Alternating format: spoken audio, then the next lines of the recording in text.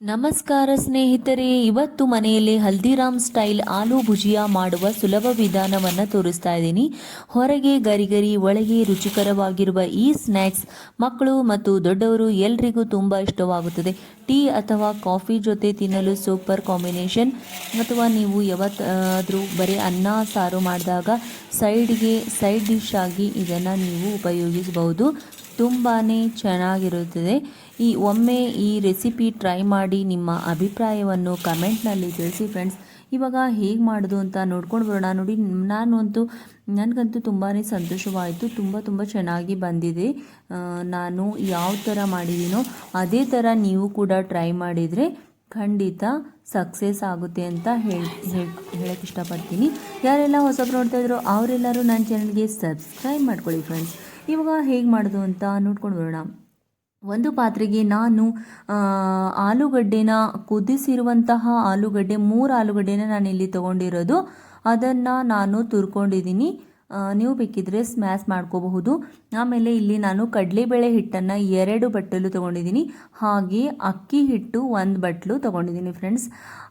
ಅದೆಲ್ಲನೂ ಒಂದು ಕಡೆ ಹಾಕಿಬಿಟ್ಟು ಆಮೇಲೆ ನಮ್ಮ ಹತ್ರ ಯಾವ್ಯಾವ ಮಸಾಲೆಗಳಿದೆಯೋ ಅದೆಲ್ಲನೂ ಹಾಕಿಬಿಡಿ ಫ್ರೆಂಡ್ಸ್.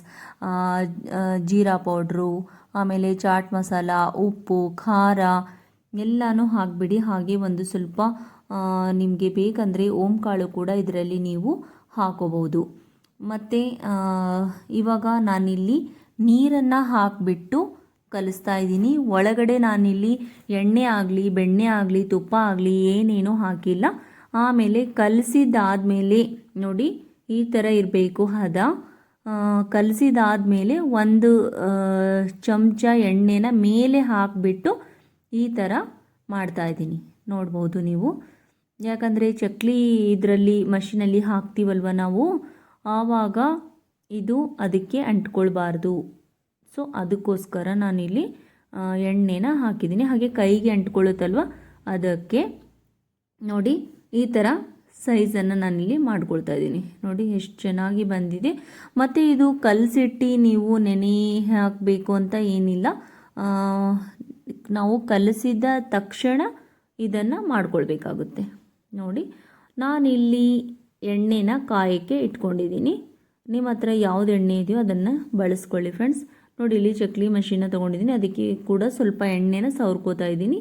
ಸವರ್ಕೊಂಡಾದಮೇಲೆ ನಾನು ಇಲ್ಲಿ ಈ ಥರ ಮಾಡ್ಕೊಂಡಿದ್ದೆಲ್ಲ ಹಿಟ್ಟು ಅದೆಲ್ಲನೂ ಕಲಸಿರೋದು ಇದರಲ್ಲಿ ಈ ಥರ ತುಂಬ್ಕೋಬೇಕು.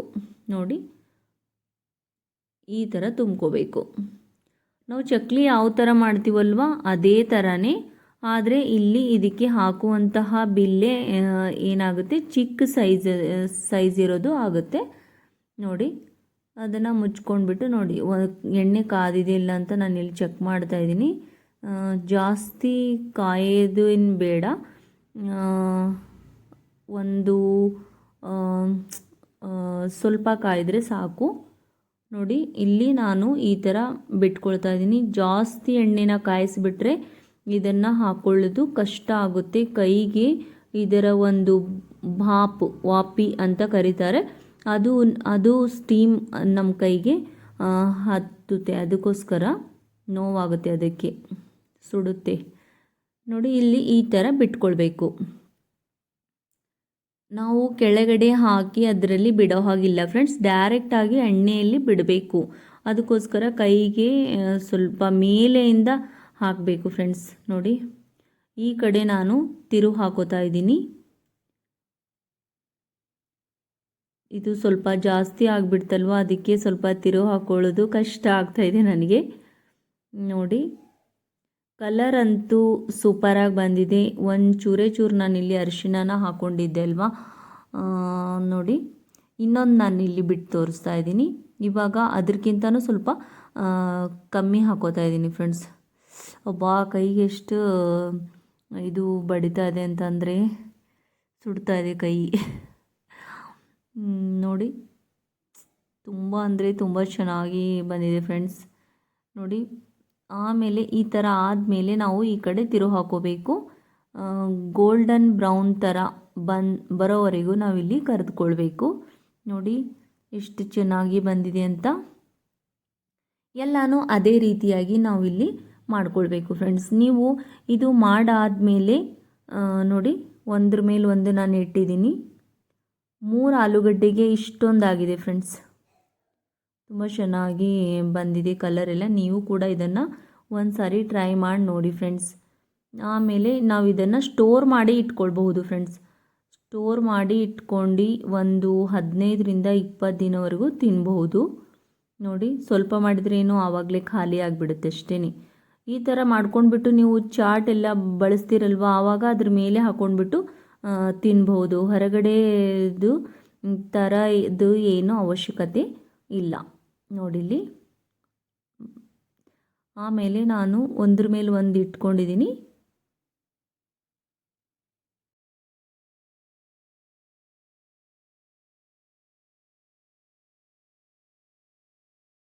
ಇವಾಗ ನಮ್ಮ ಹಲ್ದಿರಾಮ್ ಸ್ಟೈಲಲ್ಲಿ ಆಲೂ ಭುಜಿಯಾ ರೆಡಿ ಆಯಿತು. ನೋಡಿ ಯಾವ ಥರ ಬಂದಿದೆ ಅಂತ. ತುಂಬಾ ಚೆನ್ನಾಗಿದೆ. ನನಗಂತೂ ತುಂಬ ಇಷ್ಟ ಆಯಿತು. ನಿಮಗೆ ಇಷ್ಟ ಆದರೆ ಲೈಕ್ ಮಾಡಿ, ಶೇರ್ ಮಾಡಿ, ಕಮೆಂಟ್ ಮಾಡೋದನ್ನು ಮರಿಬೇಡಿ ಫ್ರೆಂಡ್ಸ್. ಇದೇ ರೀತಿಯಾಗಿ ನಿಮ್ಮ ಪ್ರೀತಿ ವಿಶ್ವಾಸ ನನಗಿರಲಿ. ಮತ್ತಷ್ಟು ವಿಡಿಯೋಗಳೊಂದಿಗೆ, ಹೊಸ ಹೊಸ ರೆಸಿಪಿಗಳೊಂದಿಗೆ ಮತ್ತೆ ಸಿಗೋಣ. ಅಲ್ಲಿವರೆಗೂ bye, take care, thank you for watching.